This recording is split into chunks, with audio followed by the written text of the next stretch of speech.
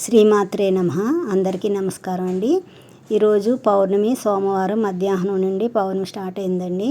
అందుకని సాయంత్రం మా ఇంట్లో ఉన్న గౌరీ అమ్మవారికి అభిషేకం చేసుకున్నాము. ఇదిగోండి, ముందుగా దీపారాధన చేసి దీపానికి అక్షంతలు సమర్పించాను. గౌరీ అమ్మని ఇలా సిద్ధం చేసుకుని అమ్మవారికి ముందుగా శుద్ధ జలంతో అభిషేకం చేస్తున్నానండి. శుద్ధ జలం తర్వాత చందనం కలిపిన నీరండి, తర్వాత పసుపు కలిపిన నీళ్ళు, తర్వాత కుంకుమ కలిపిన నీళ్ళు, ఇంకా జవ్వాది పౌడర్ కలిపిన నీళ్ళు కూడా, ఇంకా తర్వాత పచ్చకర్పూరం, ఇవన్నీ వరుసగా వేసుకుని అభిషేకం చేసుకోవచ్చండి. మన దగ్గర పాలు ఉంటే పాలతో వాటితో కూడా చేయొచ్చు. కాకపోతే శుద్ధమైన ఆవు పాలు మాకు దొరకవు కదా, అందుకనిసే నేను వీటితోనే చేస్తున్నానండి. జలంతోనే అభిషేకం చేస్తున్నాను. పౌర్ణమి రోజు ఇలా అభిషేకం చేస్తే అమ్మవారికి మంచిది. ఈ గౌరీ అమ్మ బాగా ట్రెండ్ అయిన గౌరీ అమ్మ సెట్ కాదండి, మా ఇంట్లో ఎప్పటి నుండో ఉన్నది. తరతరాలుగా మా ఇంట్లో ఉన్న గౌరీ అమ్మవారికి ఇలా మేము చేసుకుంటున్నాము. మొన్న గ్రహణం కూడా ఇలా అభిషేకం చేసాము. తర్వాత మంగళవారం పూట మంగళగౌరి పూజలు వ్రతాలు ఉన్న వాళ్ళ ఇళ్ళల్లో ఉంటుంది గౌరీ అమ్మ. కేదార్నాథ్ వ్రతాలు అవి చేసిన వాళ్ళకి తెలుస్తారండి. అలాగే మా ఇంట్లో ఉన్న ఈ గౌరీ అమ్మకు మేము అభిషేకం చేస్తున్నాము. తర్వాత పుష్పం సమర్పించానండి.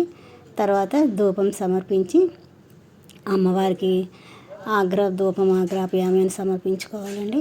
తర్వాత దీపం సమర్పించాలి. దీపం సమర్పించిన తర్వాత నైవేద్యంగా తేనె సమర్పించానండి. నైవేద్యం సమర్పించిన తర్వాత మంగళహారతి నీరాజనం,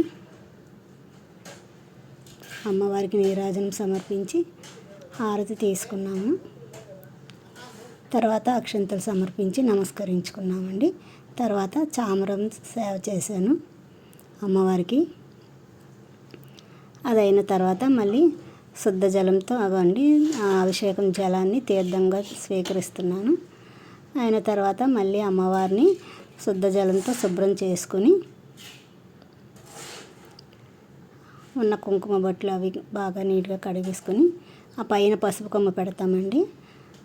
అమ్మవారికి పసుపు అంతా బాగా రాసుకొని గంధంతో బొట్లు పెట్టాలి. కుంకుమ బొట్టు, గంధం పట్టు సమర్పించి